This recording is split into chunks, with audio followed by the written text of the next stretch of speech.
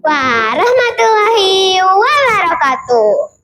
Apa kabar teman-teman? Perkenalkan, nama saya Anissa Putri Seltina. Saya siswa kelas 4 SDN 04 Lembah Melintang. Saya akan menceritakan sebuah kisah yang berasal dari Ujung Gading, Kecamatan Lembah Melintang, Kabupaten Pasaman Barat, Provinsi Sumatera Barat, yang berjudul Hikayat Pinang Sundari dan Kain Panibo. Alkisah, dulu bidadari-bidadari kayangan suka mandi di sungai Batang Siorbo. Suatu hari mereka sedang asik bercengkrama di sungai Batang Siorbo. Seru sekali ya mandi di sini. Airnya jernih. Tiba-tiba langit menjadi gelap dan hujan datang dengan lebat. Semua bidadari mengambil selendang mereka yang selalu melingkar di leher dan bahu dan terbang kembali ke kayangan. Namun seorang bidadari kehilangan selendangnya, yaitu Sundari. Selendangku mana? Tunggu aku teman-teman. Selendangku. Sundari memohon dan berteriak sekuat-kuat mungkin agar teman-temannya mendengar dan mendapatkan pertolongan dari teman-temannya. Akhirnya salah satu bidadari bernama Mandari melihat ia masih saja asik berkeliling di tepian sungai. Lalu ia turun dan bertanya kepada Sundari. Sundari, mengapa kamu masih belum terbang juga? Lah, mana selendangmu? Selendangku hilang, Mandari. Aku terlambat menyadarinya. Mandari sangat terkejut mendengar ucapan Sundari. Ia menukik terbang dan melihat sekeliling apakah ada selendang Sundari yang berwarna kuning keemasan itu. Namun usahanya sia-sia. Ia tak melihat selendang Sundari. Hujan semakin deras.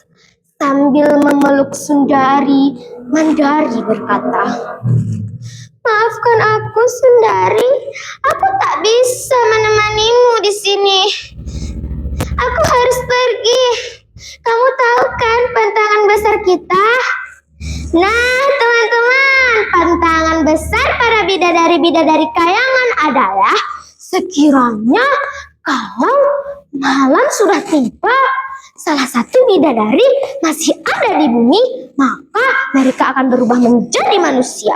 Dan itu antara kayangan dan bumi akan tertutup. Tentu saja Mandari tidak mau berubah menjadi manusia. Mandari pun pergi meninggalkan Sundari yang masih menangis. Hari pun sudah mulai malam. Sundari pun berpikir bahwa tak ada gunanya ia larut dalam kesedihan. Tiba-tiba ia mendengar bisikan. Bisikan itu menyuruhnya untuk memanjat pohon yang cukup tinggi. Tanpa berpikir panjang, Sundari mengikuti bisikan itu. Kok seperti ada bisikan yang menyuruhku untuk memanjat pohon yang cukup tinggi. Aku sepertinya harus mengikuti bisikan itu. Aku akan mencari pohon yang cukup tinggi dan memanjatnya. Dan tidak jauh dari tepian sungai ada pohon yang cukup tinggi dan banyak sekali dahannya, sehingga Sundari bisa memanjatnya dengan mudah.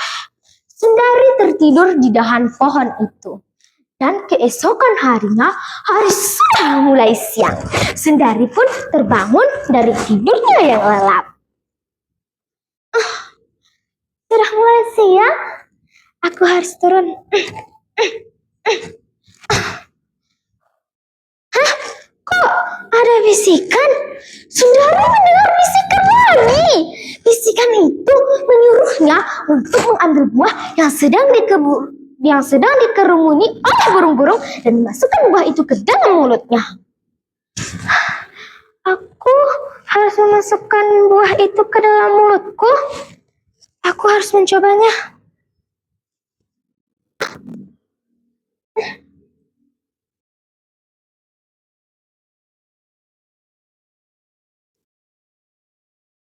Rasanya manis. Aku harus mencobanya lagi.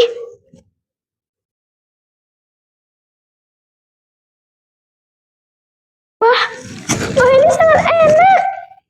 Sepertinya Sundari sudah melupakan kesedihannya akibat buah itu.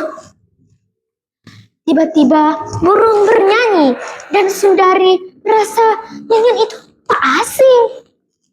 Aka, aka, selendangmu hanyut. Carilah ke tempat orang melihatnya. Sundari tersentak kaget mendengar nyanyian burung-burung itu. Burung-burung itu seperti sedang menyanyikan lagu untukku. Aku harus bertanya kepada burung-burung itu. Oh burung, kemana aku harus pergi? Burung itu menjawab dengan nyanyian.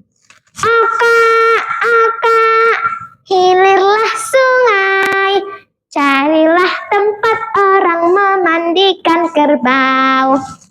Sundari pun mengikuti ajakan burung tersebut. Ia melangkah demi langkah. Ia terus melangkah. Ia tak hiraukan kakinya yang telanjang tergores oleh duri-duri di dalam semak belukar. Dan ia pun menemukan dua wanita yang sedang mencuci pakaian di tepian sungai. Kak, apakah kakak melihat selendangku hanyut? Sundari bertanya kepada dua wanita itu. Dan dua wanita itu menjawab kepadanya. Iya Neng, kami melihat selendang, tapi terlalu cepat terbawa arus sungai. Coba Neng hilir lagi sungainya. Sundari pun melangkah demi langkah lagi untuk mencari selendangnya tersebut. Saat ia mulai melangkah dan menghilir sungai, ia melihat anak-anak sedang asik bermain air. Ia bertanya kepada anak-anak tersebut, Dek, apakah kalian melihat selendangku yang hanyut? Anak-anak itu menjawab, iya Kak, kami melihat selendang hanyut, tapi kami tak berani untuk menangkapnya. Coba kakak hilir lagi. Di sana orang acak memandikan kerbau. Sundari langsung saja menerima ajakan anak-anak tersebut. Ia melangkah lagi demi langkah dan sampailah ia di tempat orang memandikan kerbau. Di sana banyak sekali kerbau sedang merendam badan mereka. Dan di sebuah batu besar ada seorang wanita tua yang sedang memandikan kerbau. Sundari bertanya kepada nenek itu, Nek, adakah nenek melihat selendangku yang hanyut? Nenek itu sangat kaget melihat Sundari yang sangat mirip dengan cucunya yang hilang 18 tahun lalu. Ia pun menjawab kepada Sundari, tidak, Cu. Nenek tidak melihat selendang. Benar tidak melihatnya, Nek? Tidak, Cu. Nenek itu menjawab dengan tegas. Sundari sangat kecewa dengar ucapan nenek tersebut. Ia pun melangkah. Namun saat ia melangkah, nenek itu berkata, Tunggu, Cu. Kamu mau kemana? Hari sudah mulai gelap. Ikut ke rumah nenek yuk. Tanpa berpikir panjang, Sundari mengikuti ajakan nenek tersebut. Iya Nek, aku ikut ke rumah nenek. Di sepanjang jalan, Sundari selalu bertanya dan akhirnya sampailah mereka di rumah. Sundari sangat prihatin melihat rumah nenek yang beratap ilalang dan berlantaikan tanah. Sundari pun menginap di rumah nenek. Keesokan harinya, ia ditinggal oleh nenek di rumah karena nenek ingin memandikan kerbau. Tiba-tiba ia pergi ke kamar nenek dan ia melihat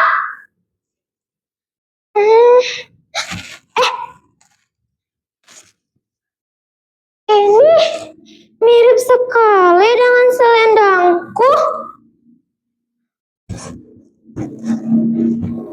Ini sangat pas denganku.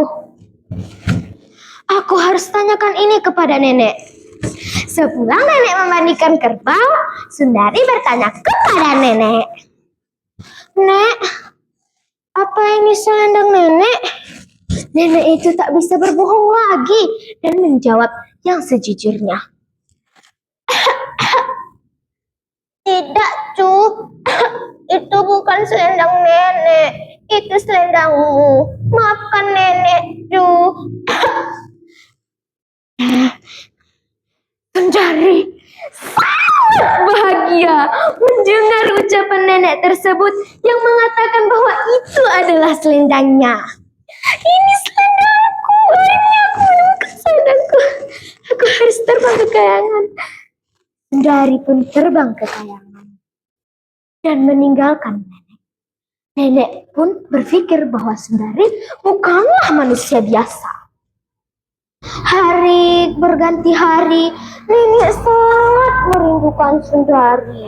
Saat ia ingin memandikan kerbau, ia melihat di atas kasurnya ada buah pinang yang sebelumnya belum pernah ia temukan bentuknya.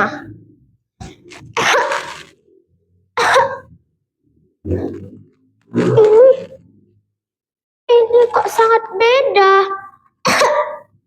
Aku belum pernah melihatnya.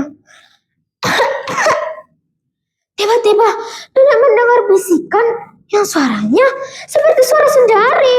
Suara itu menyuruh nenek untuk menanam buah pinang di hulu sungai. Nek, tanamlah buah pinang itu di hulu sungai. Rawatlah ia dengan baik.